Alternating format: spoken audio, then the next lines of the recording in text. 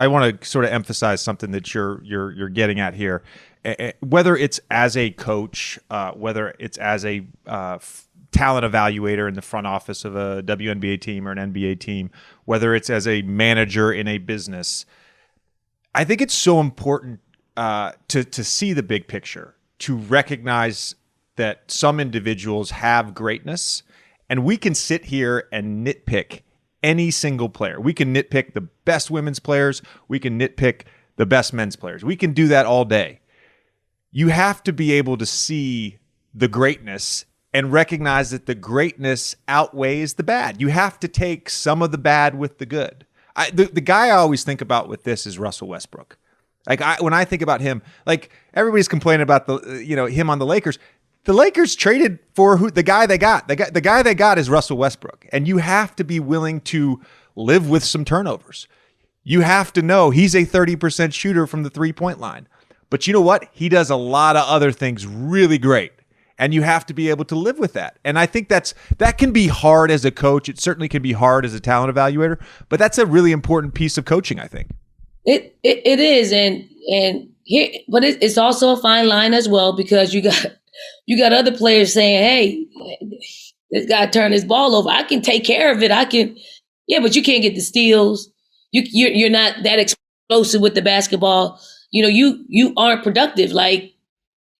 And it's hard. That's why the communication piece is so very important in the beginning, during, and it's continued talk.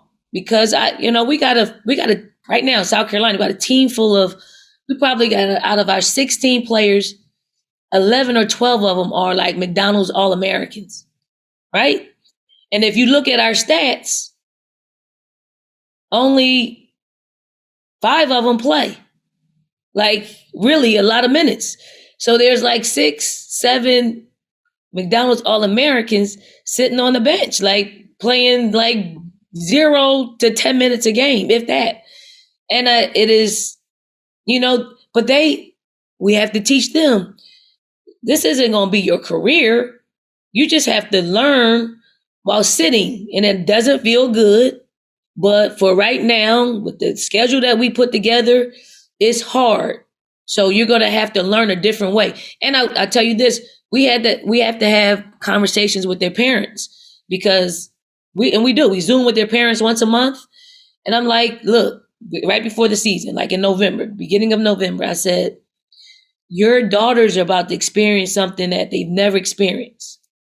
You're going to experience things that you haven't experienced with your daughter.